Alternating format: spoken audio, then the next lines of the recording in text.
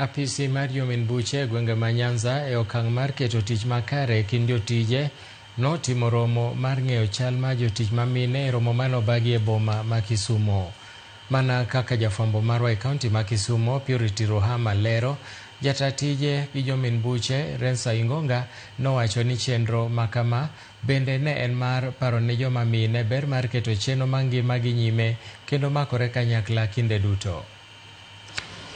Apis Jomin buche bade ma Nyanza nobago romo mag joma mine gi thor wach mar twak e weche ngima, konyruok kaachiel gi tuo kansa mar thuno e kind joma mine. Nyasi makama ne obiro e sama piny ngima dhialo dwe mar tuo kansa, ka bende ne okelo kanyakla Jomin buche kaachiel gi apises mag weche thieth maduto ne jotwak e achiedh nade mag paro, pimo tuo kansa to kod ngima joma mine matiyo e apisi mag piny owacho. Jata tije Jomin buche Rensa Ingonga nowacho ni chenro makama bende en mar paro ne joma mine ber keto chenro mag ngima gi nyime kendo makore kanyakla kinde duto.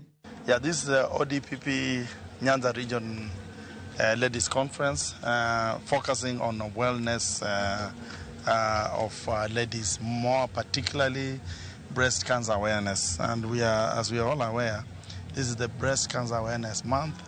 That is why we decided, or our ODPP Nyanza region, headed by the regional head, decided that this is the time this conference ought to be held, showcasing the importance of women, more so in wellness and leadership. Ne owacho ni joma mine loso atamalo 58 mag apisas e duolno kendo gimako lemo madito mating'o bedo jong'ad buche. Omedo ni ngima makare miyo joma mine bedo gi paro maliw mar ng'ado buche e kinde tijgi. ODPP, about 58% is women, and that has made them also to be in leadership roles. For those of us who are interested in public interest matters, we have the Ajuang case, the guy who is alleged to have been killed in police custody. It is being headed by Madam Gikoyi Wangui, who is a lady, showcasing the fact that women in office have been given leadership roles insofar as prosecution is concerned. Jalup jata tije mar duolno Jacinta Nyamosi korka kore nowacho ni romo makama ne en mar miyo joma mine thuolo mar sumo paro e kindgi giwegi kaka ginyalo rakore gi achiedh nade mag tuoche mag paro, kosingo ni apisi margi biro siro joma mine kinde duto. This is an opportunity for us to have the women open their spaces, let them talk about it. When sometimes you break down not because the work is too much, but because of going through some trauma together with the victim. We also want to listen to the experts, the psychologists, the doctors. What will they tell us? How do we cope? You know that people sometimes self-medicate using maybe alcohol to kind of cope.